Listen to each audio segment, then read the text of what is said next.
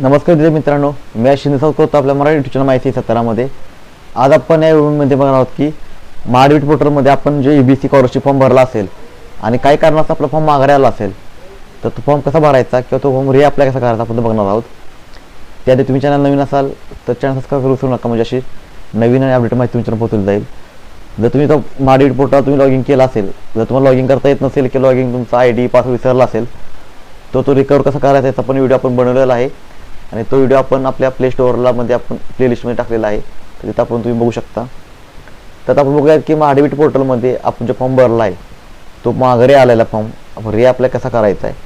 तर सर्वप्रथम तुम्ही महाडीबीटी पोर्टल आपण तुमचा ID पासवर्ड टाकून लॉगिन करून घ्यायचे. तुम्ही लॉगिन केलं तर तिथं आपल्याला माय अपडेट स्कीममध्ये आल्यानंतर अशी विंडो ओपन होईल. तर इथं आपण माय अपडेट स्कीममध्ये तिथं मला अशी एक विंडो ओपन होईल. ही विंडो ओपन झाली तर आपल्याला काय करायचं इथं दिसतं बघा आपल्याला की आपण EBC फॉर्म भरला होता तोही माघारी आणि डॉक्टर हॉस्टेल पंजाब देशमुखचा फॉर्म भरला तोही माघारी आलेला आहे.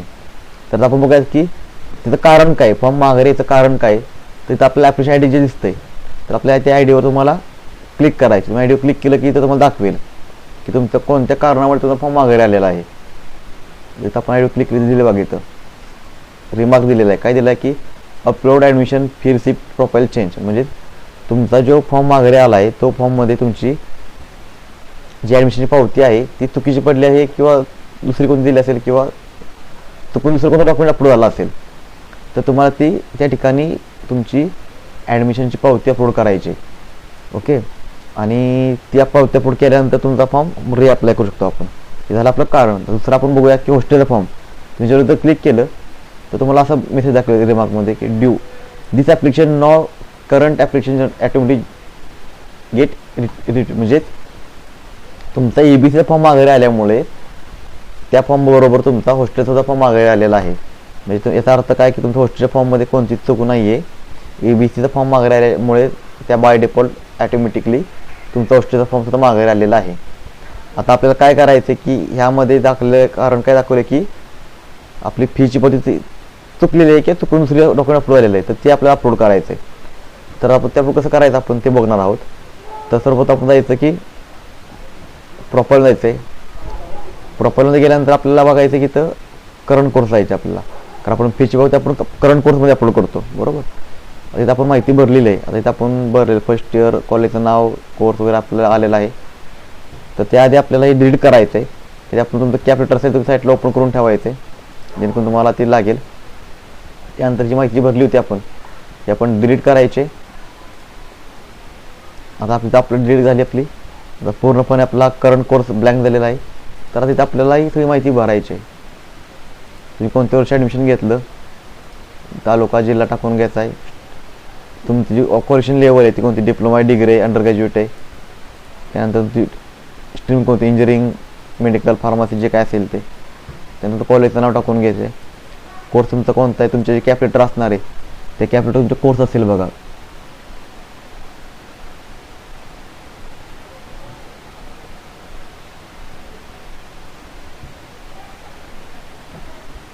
तुमचे कॅपिटर तुम्ही तिथे बघा, तुमची जी ब्रँच असेल ती ब्रँच तुम्ही टाकून घ्यायचे.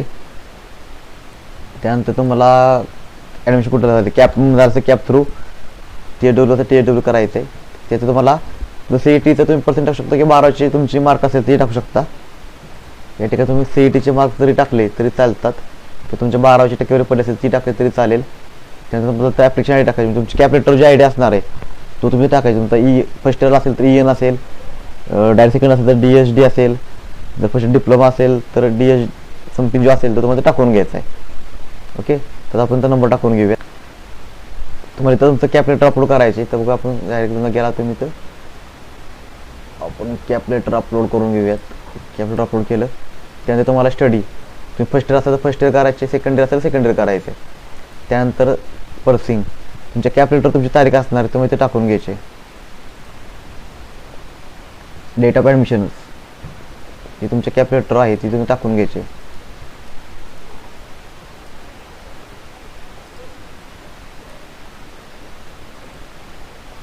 तुम्ही जी काय कॉलेजची फी भरली असेल ती तुम्ही फीचं टाकून घ्यायचे आणि तर तुमची फीची पावती अपलोड करायचे.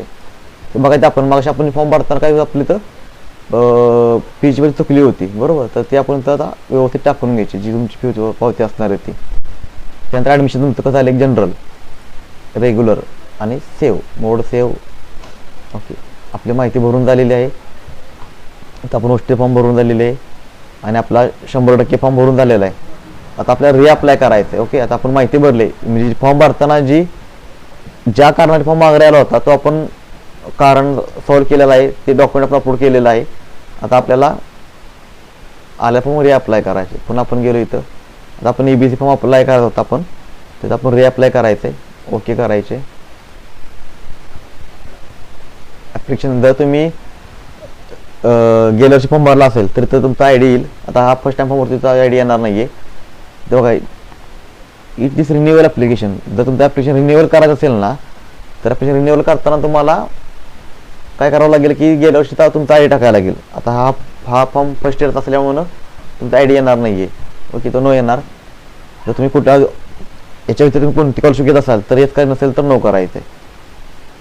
तर फॅमिलीवर तुमच्या फॅमिलीमध्ये किती जण अप्लाय केले त्यांना 1 किंवा 2 असेल ते करायचे. त्यानंतर आपल्याला तर प्रतिज्ञापत्र अपलोड करायचे. प्रतिज्ञापत्र फॉर्म तुमच्या नसेल तर मी डिस्क्रिप्शन देईन, तिथून तुम्ही डायरेक्ट प्रतिज्ञापत्र सुद्धा अपलोड करू शकताय. त्यानंतर तुम्हाला इथं TW ॲडमिशन असेल तर येस करायचं, नसेल तर नो करायचे. EW असेल तर येस, नसेल तर नो, आणि सेव्हवर क्लिक करायचे. सेव्हवर क्लिक केलं की तुम्हाला इथं तुमची माहिती ओपन होईल सगळी. तर माझे डॉक्युमेंट्स टाकले बरोबर चेक करायचे आणि ते डॉक्युमेंट व्ह्यू केली तुम्ही डॉक्युमेंट दिसतील. डॉक्युमेंट तुम्ही बघायचे व्यवस्थित आणि सबमिटर बटनवर क्लिक करायचे. ओके, सबमिटवर क्लिक केलं तुमचा फॉर्म अप्लाय झाला. आता आपण बघूयात की इथं माय प्रॉडक्ट स्कीमवर परत जायचे आपल्याला.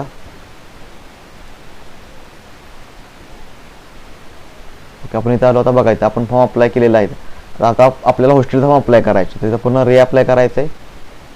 कारण आपल्या हॉस्टेलच्या फॉर्ममध्ये काही चूक नव्हती, तेव्हा आपल्याला हॉस्टेल फॉर्म पण रिअप्लाय करायचे. इथं रिन्युअल तुम्ही जर रिन्युअल गेल्या वर्षी अप्लाय केला असेल तर येस करायचं, नसेल तर नो. तिथं आपल्याला जॉब कार्ड असेल, जॉब कार्ड अप्लाय करायचे.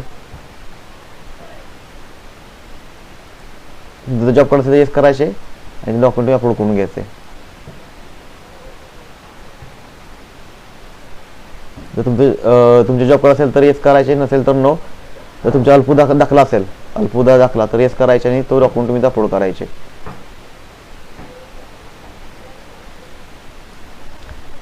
त्यानंतर तुम्हाला इथं हॉस्टेल, जर तुम्ही कॉलेजचे हॉस्टेल असाल तर कॉलेजचे हॉस्टेल तुम्हाला लेटर मिळेल. जर तुम्ही कॉलेज सोडून इतर बाहेर ठिकाणी राहत असाल तर त्या ठिकाणी तुम्हाला नोटरी केला असेल किंवा भाडे करार केला असेल तर ते तुम्हाला इथं अपलोड करायचे.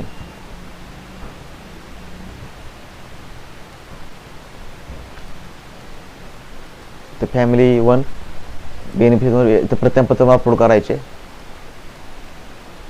तुमच्याकडे EW असेल तर येस काय, नसेल तर नो करायचे आणि सेव्हवर क्लिक करायचे.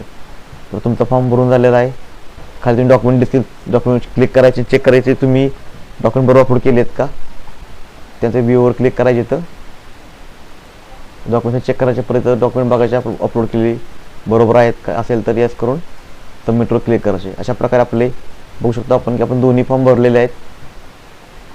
आपण EBC आलेला तो अप्लाय केला आहे, हॉस्टेल होता तो पण अप्लाय केला आहे. आणि महत्त्वाची गोष्टमध्ये तुम्ही अप्लाय केल्यानंतर तुम्हाला असं दुसरा एक ऑप्शन दिसेल, राईट टू गिव्ह अप. तर सर्वांना कळकळीची विनंती की तुम्ही ह्या राईट टू गिव्ह अप क्लिकवर क्लिक करायचं नाही आहे. क्लिक जर केलं असेल तर तुम्हाला EBC स्कॉलरशिप कोणत्याही तुम्हाला मिळणार नाही आहे.